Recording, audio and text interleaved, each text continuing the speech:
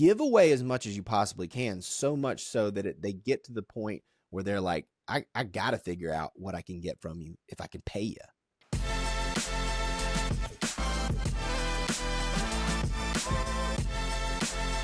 Welcome back to another episode of Reade and Nikki. Today we're going to talk about what happens when it doesn't work. And when I'm referring to email marketing. So today we're going to dive into exactly what to do, what to check for, and really when we should start looking for, okay, this should be working now, right? So we're going to jump right into it. So Reade, tell us, what happens when email marketing does not work? I know first let's establish when the baseline ends, right? And then the actual KPIs can start. So let me just dive right into that. So I want you to consider if someone came to you, if you're a personal trainer and you had a client that had started going to the gym, they had never been to the gym before, and they had been working out for a couple of weeks, and they said, I haven't lost hardly any weight. And I just don't think this weightlifting thing or this exercise thing works. Well, your response to them would be what, Nick? It would be that you haven't given it enough time. 90% of the occasions, that's the answer, is that it's not working because we simply haven't given it enough time. These things take some time before we can really evaluate their effectiveness. So let's get that one out of the way. We've stated before in the newsletter and probably on the podcast that unless and until you've consistently you've consistently produced content, you've published, you have iterated on a marketing strategy for about 90 days, it's really difficult to evaluate. So let's assume you've done that, but you're still not seeing the results that you are hoping to see. What do we do? All right. We don't want to just throw the baby out with the bathwater. So we need to take a strategic approach to how we evaluate the effectiveness of the campaign. What are the areas that we can actually evaluate when it comes to email marketing? Well, there's actually not a lot of factors that we can look at. The hard numbers, right? The quantifiable numbers are deliverability, which means how many of the emails actually landed in the inbox. That's more of a technical concern most of the time, but it is a really valuable number to look at. The next one is open rate, right? Are people actually opening the email, and are they looking to see what's inside, right? The next number down is the click-through rate. That's the next quantifiable number. So beyond that, we don't have a lot else to look at. So we go a layer deeper and we start to ask ourselves, how do we then determine, based on this limited number of metrics, how to improve this thing? Where do we look for breadcrumbs? One of the places that we can look at beyond those things is how many people are coming back over and over again and opening the emails. That's sort of quantifiable, but that to me is a signal that we are doing something right when it comes to the content itself. We're adding some value. So to me, even if we're not maybe driving a lot of sales from this or getting a lot of people into the pipeline, that would be the first indication that we're doing something right. Conversely, if you're getting like this really random set of openers, and the way to look at that obviously is in your email marketing platform, look at the record of each, let's take a look at the list of people that have opened and see how many they've opened in the past, right? And so if people are not doing that consistently, well, then it tells me we're not really hitting on our ideal customer profiles, real like value prop. We're not hitting on the thing that gets them to consistently come back. So that would be the first thing we want to make improvements on, is let's hone in on the actual content of the emails. Let me ask you a little deeper question. So before we go into actually buying what is in our email, right? What is this word nurture? Let's talk about that, because we consider ourselves middle of the funnel nurturing agency. That's what our our biggest service offering is, right? So let's talk about nurturing. What does it actually mean to nurture your audience? So it's a great question. And what I want you to think about is that anytime you are going to make a purchase, a sizable purchase, right? I mean, we're not talking about uh, we're not selling shoes, right? We are selling services, selling software, selling these relationships. Well, the relationship is going to be the thing that precedes the sale. How do you establish a relationship when you can't sit down with each person and talk to them one on one? Well, we've got to give them value through our email content. What that's going to look like is you're giving away a lot of your best ideas, you're giving away a lot of your best advice, and you're doing it in such a way where you're not actually asking for anything in return in that particular exchange. Now, the ask will come in later. It definitely will. You're a business. The recipient understands that. Your audience understands that. But it has to be preceded by a lot of that relationship building where you're giving free content, something that will help them with nothing being requested in return. There's such a thing as called 80-20 email marketing rule.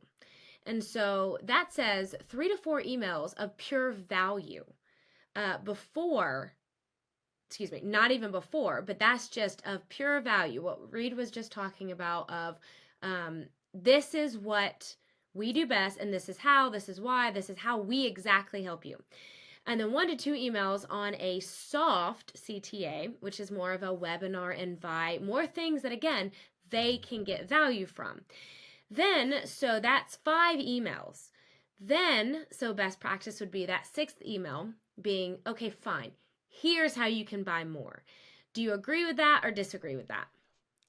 I like the rules of thumb, right? This used to be a bigger deal earlier in the digital marketing days. There were these like really specific rules that I don't know if they came from the social media platforms or whatever, but it certainly came from HubSpot, right? They'd preach, they used to have the 10-5-1 rule, right? Where for every 10 pieces of content, there would be 5 pieces of curated content and then one piece or one call to action, right? I don't mind the rule of thumb. And I think that the spirit of that 80-20 rule that you just gave is totally right on. I think if you are aiming to primarily provide value and lead with value, then when you make that ask, whether it's for a low value CTA like a webinar, which I think is a great idea, or for a high value CTA, which is, hey, go register for this workshop or course or purchase this software or schedule a consultation with an attorney or whatever, then they're much more likely to do that. So that's a really good point. And obviously, me coming in at the ops side, I love rules that we follow. And Reade, we do get asked a lot, so maybe we can share this light too, that we get asked a lot on client calls of, well, what's best practices? And Reade and I will always say, best practices, they don't work every time, right? They're best, I mean, with outliers, but it's a great place to start. And that's what we tell our clients. Like, okay, if you've never had an email marketing before, or you've been once, every 6 months, right? We like to start from the basics. And what I just stated was the 80-20 rule, and it's a give, give, give, ask. So we are giving, giving, giving, giving at least 4 times before we ask for something in return. And Reade did mention that, okay, so that may be a little old school, but it's a great place to start because we've dealt with this so many times with clients where they try to perfect. And Reade's favorite quote, and it's becoming mine too, is, done is better than perfect. And that's very challenging for me, especially in ops, because I do like things to be pretty perfect, especially on a streamlined approach. But how do we get that data if we don't start, right? So it's not going to, the first newsletter that Rogue Pine suggests to send out is not going to be perfect. It's not. And we'll admit to that. But then from there, we learned so much. We learned what type of audience. We had a client not too long ago bring us, I think it was 10,000 people. They said, yeah, my email list has 10,000 people on it. And we were like, wow, this is great. You must have really built this up over the years. And they said to us, no, actually, no, we've just had it for so long. And oh, we started sweating because the first email we sent, we it was like a 1%. And that's frightening from email marketing, because we want to be in the, typically our emails get 30 to 40% open rate, and 1% was, oh my word, what happened? It's because there were no emails had been sent for over years. They were just collecting emails. Well, when someone forgets, they basically forgot that they had signed up many years ago. You have to reestablish. So we always, when people come to us and say we have a huge list, we're like, okay, let us do some research, and that's great if they do.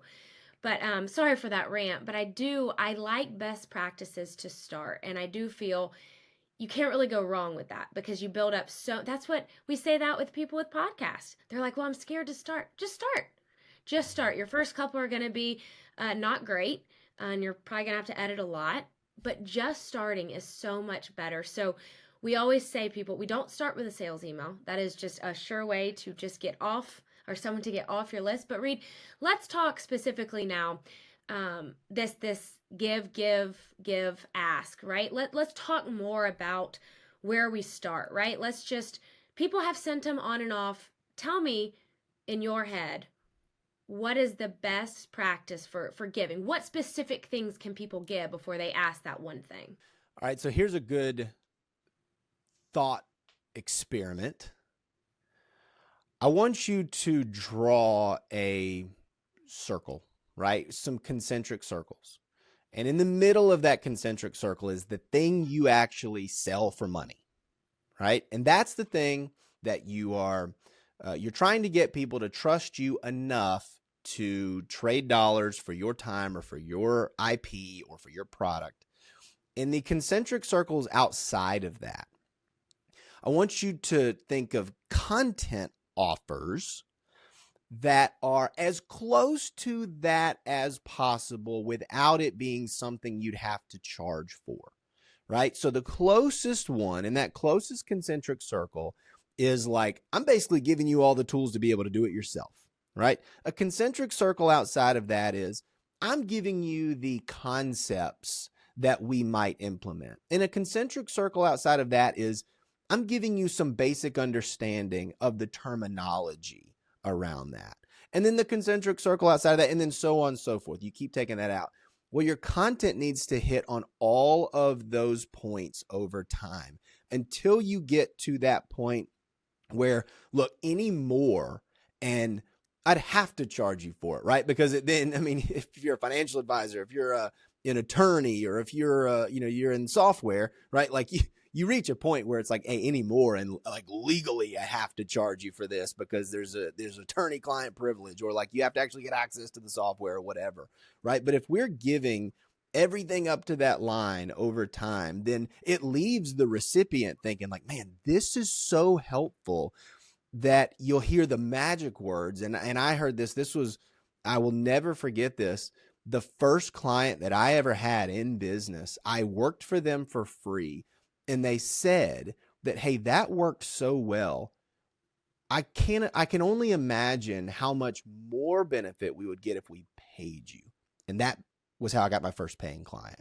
And so give away as much as you possibly can, so much so that they get to the point where they're like, I got to figure out what I can get from you if I can pay you. So almost to the point of, if you're the buyer, you're like, oh my word, how is this for free?